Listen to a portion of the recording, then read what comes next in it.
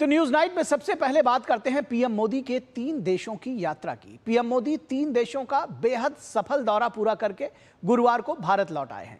प्रधानमंत्री सबसे पहले 15 और 16 जून को साइप्रस में रहे, फिर 17 जून को कनाडा पहुंचे, 18 जून को G7 समिट में उन्होंने हिस्सा लिया और फिर क्रोएशिया गए। क्या रहा दौरे में खास, आइए देखते हैं इस रिपोर्ट के जरिए। 5 दिन, 3 देश और 2 महाद्वीप की यात्रा। खास रहा पीएम का 3 देशों का दौरा। साइप्रस और क्रोएशिया में अगवानी के लिए पहुंचे सरकार प्रमुख। प्रधानमंत्री नरेंद्र मोदी 3 देशों के दौरे के पहले चरण में 15 जून को साइप्रस की राजधानी निकोसिया पहुंचे। राष्ट्रपति निकोस क्रिस्टोडोलाइड्स ने कहा, 2 दशक से ज्यादा समय बाद कोई भारतीय प्रधानमंत्री निकोसिया की यात्रा पर है। उन्होंने इस यात्रा को ऐतिहासिक बना दिया। प्रधानमंत्री मोदी को साइप्रस के सर्वोच्च सम्मान the grand cross of the order of the Makarios III से नवाजकर।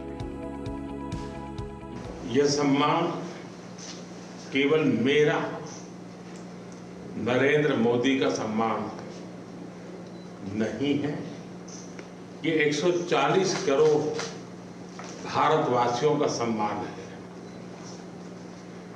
उनके सामर्थ्य और आकांक्षाओं का ये सम्मान है।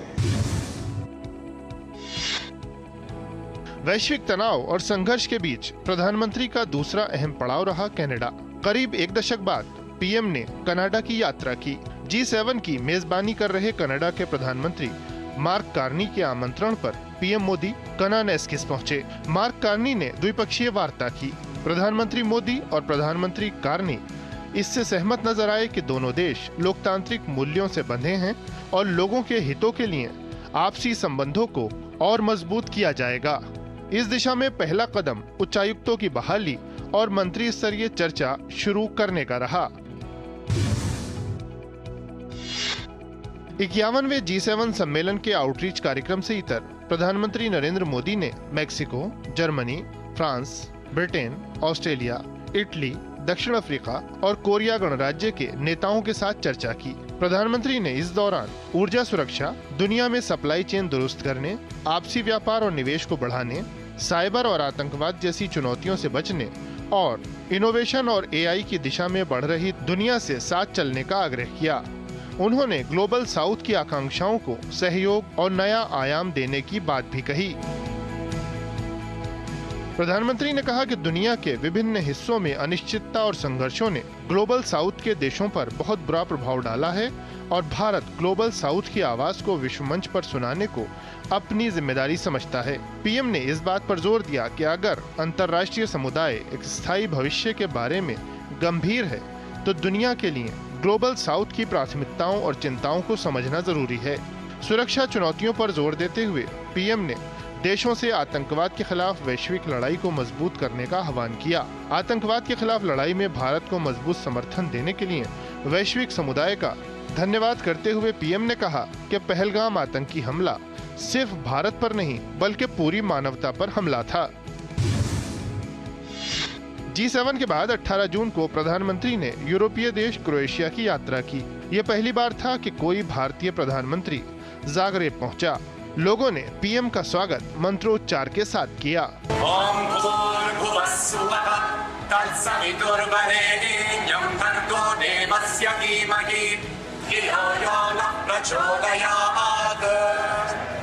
तो वहीं एयरपोर्ट पर प्रधानमंत्री आंद्रेज प्लेकोनविच खुद अगवानी करने पहुंचे। पीएम ने भव्य स्वागत और इस गर्मजोशी पर आभार जताया। साथ ही कहा कि स्पेस, मोबिलिटी, सेमीकंडक्टर निर्माण सहित कई क्षेत्र हैं जहां सहयोग की नई संभावनाएं हैं। वहीं इस यात्रा को पीएम ने एक नया अध्याय भी करार दिया, जबकि प्रधानमंत्री आंद्रेज ने पीएम मोदी के नेतृत्व और विकास के लिए उनके प्रयासों की सराहना की। हमने द्विपक्षीय व्यापार को बढ़ाने और विश्वसनीय सप्लाई चेन तैयार करने के लिए कई क्षेत्रों में सहयोग बढ़ाने का निर्णय लिया है। हम pharma, agriculture, information technology, clean technology, digital technology, renewable energy, ऐसे कई महत्वपूर्ण विषयों में सहयोग को बढ़ावा देंगे। The global situation in terms of security is very volatile. So it is important to have the most influential actors worldwide to give their contribution to peace, de-escalate conflict, and to respect the rule of international law. We have understood very well the Indian Prime Minister message on fighting against terrorism, because that is the biggest threat to global stability. अपनी यात्रा के दौरान प्रधानमंत्री ने वैश्विक नेताओं को स्पष्ट संदेश दिया कि क्षेत्रीय अखंडता और सुरक्षा का सम्मान होना चाहिए।